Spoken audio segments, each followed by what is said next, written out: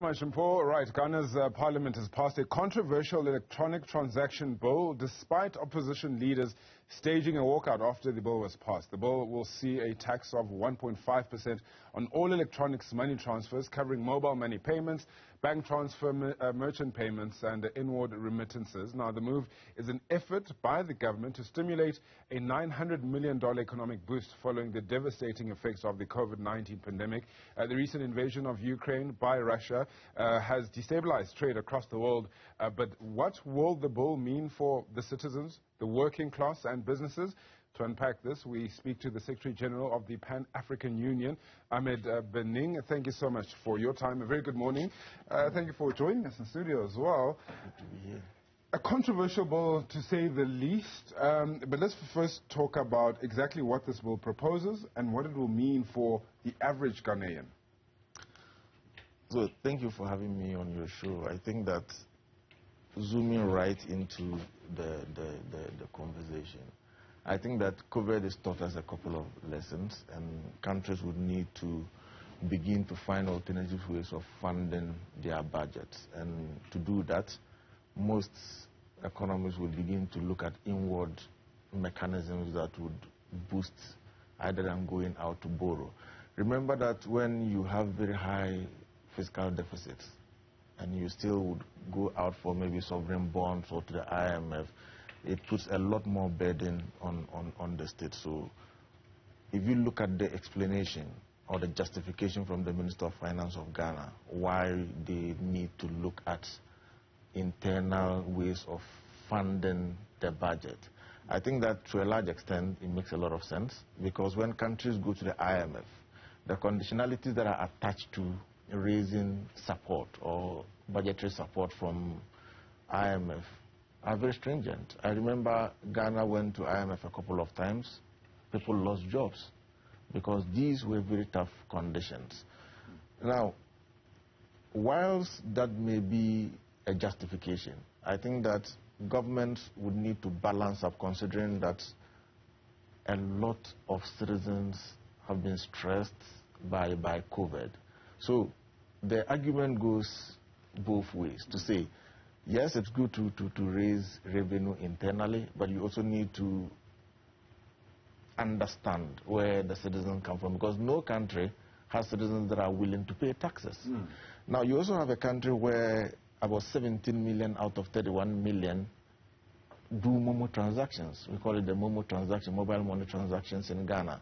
And so for any finance minister or any tax collector, that attracts immediate attention. And so you would expect the finance minister or the finance ministry to focus attention on it, especially when you come from a country like Ghana, where clearly there's a lot of tax evasion, because a lot of those within the non-formal or informal sector do not fall within the tax net. So every government would really want to ensure that they widen the tax net if they want to fund their budgets. Like you said, controversial as it may be, is it good for the country? I think yes, because as citizens, we need to contribute to the development processes. How do we do that? By paying our taxes. Our government is expected to be very sensitive in the mobilization of taxes. Yes, that is if they use these taxes judiciously. So I've had the opposition raise issues of corruption and profligacy, of saying that, look, tell us how you use the money that you already have. What is the expenditure pattern? Does it fund the luxuries of ministers or government appointees, or does it go into funding real projects that impact the lives of the ordinary Ghanaian? If you listen to a conversation, I think for me, the question should be, how do we hold the government accountable for the taxes that they collect from us? Because if you go anywhere in the world, I think when Africans travel outside this continent and they go in the UK or the US, they actually pay more taxes than they do in our respective countries. That means that if we would have to develop our respective countries, we need to begin to pay the taxes. And when we pay the taxes, we hold the governments accountable on how these taxes are used. I mean, and that's the main thing is what happens to these taxes once they're paid. We saw in the former dispensation, in John Mahama's dispensation, he raised taxes, introduced the final services tax 2017. So it is something that has been done before in the country to introduce a new type of tax. But what has happened since then, and why would the citizens, apart from the opposition, also be hesitant of accepting this tax, especially with the way the world is at the moment? Remember, we live in a continent where we have very emotional politics. People want to play on the emotions of the ordinary citizen in order to get political capital. If we are an opposition party, it's easier to be seen to be on the side of the people. But as to whether it's economically expedient is another question that we need to ask ourselves. And I have always said that both ruling governments and opposition must be a little bit more conscious about the kind of debates and arguments that we put out there. If you are an opposition party, your responsibility, primary responsibility, is to offer alternative policy mechanisms and hold governments accountable. If your stance do not bring alternatives and just simply play on the emotions to court political support, I don't think that is something that is acceptable. It's not expedient. So do you see it as politicking? I see it as a lot of politicking, because whether the NDC or the NPP, any of them in the current situation would have depended on raising revenue from internal sources. I don't think that the IMF, World Bank sources are sustainable ways of funding our respective budgets, especially if you have about 45% of your population in e-transactions. Where else would you want to tax? It would have to be through that avenue. The question that we need to be asking, like I said earlier, how are these taxes going to be used? Because if these taxes are raised and they get into good roads, good health infrastructure, creating an environment where jobs are created, then of course those are judicious use of taxpayers' money. Are you confident that that would happen? I think that we all have a civic responsibility as Ghanaians. And that is to say, when you vote for a government, your responsibility is not to sit on the couch and complain. Your responsibility is to do a candid analysis of the program of the government and be able to hold them accountable. So for me as a Ghanaian, yes, I will pay my e-tax, but I would want to hold the government very accountable for how they use these taxes. And what do you then make of the government's push for financial digitalization? I mean, you mentioned that 70% of the country uses Mobi, or what do you call it, mobile money. What do don't you think this might impact it negatively in a way that people shy away from it? Whilst it may, I think that we've gotten to a particular point in our respective countries that we would need to digitalize. And I've said, COVID has taught us some very good lessons.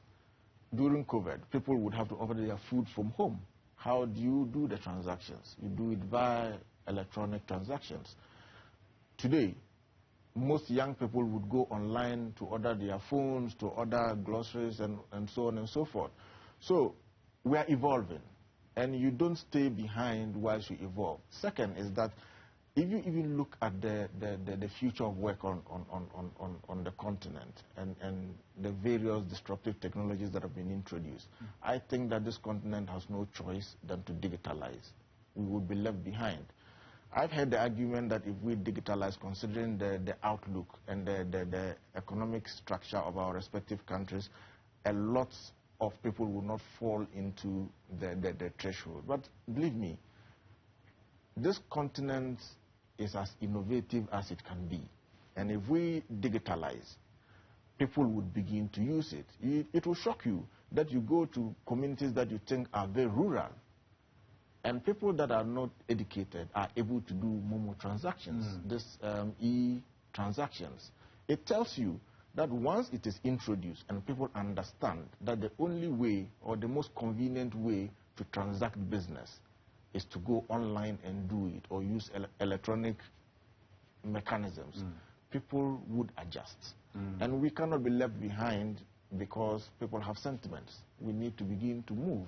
And in moving, it includes introducing the appropriate technological infrastructure, including electronic means of payments, so that we can boost our economies and grow. And I mean, Momo has captured, that with 3/4 of the country's population informally employed, so they're not income tax paying individuals. Momo has been able to capture that population. But do you think the timing is right? Could it be better?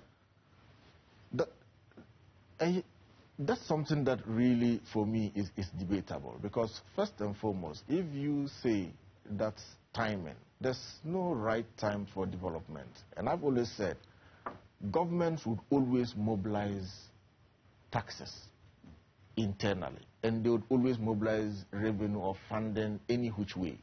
Now, the question we ask ourselves, is it better to get out there and tangle yourself with these IMF conditionalities, or it's better to tax your citizens and be able to have that economic leverage to develop your countries? Because for us as African countries, we know that the IMF and World Bank system have been very unfair to us in terms of how they fund our development. Because if you give me $500 million or $1 billion and you tell me that, look, you need to freeze employment, beyond freezing employment, you need to focus this funding on export production. Really, you are dictating what is convenient for you and not what is expedient for the citizens of Ghana. But when you mobilize resources internally, you are able to determine, based on the aspirations of the citizens of your country, how to use these resources. And that's why I'm saying that beyond this whole argument about whether it's expedient, whether it's prudent, the timing is right, I think that the fundamental question we must begin to ask is, will the government use these taxes judiciously?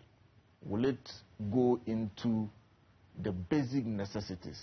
Will it fund the aspirations of the citizens of the country? These are questions that political parties, citizens, CSOs, and groups must begin to ask. Because when you pay tax, you have a moral responsibility to follow up and ensure that it's used rightly. But for me, I think that this would augment the funding base of the government.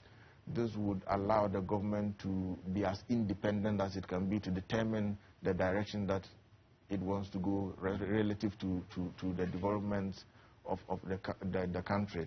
And I would encourage everybody to pay, but if you pay the tax, make sure that you are able to hold the government accountable and let them use it judiciously. Very important, that point, need to keep government accountable. That is the Secretary General of the Pan-African Youth Union, Ahmed Bening, just talking about that e-tax, 1.75% is what the Ghanaian government will be taxing for all electronic transfers. Anything that's got to do with finances electronically will be taxed going forward, right? That's where we leave that conversation. Up next, I'll be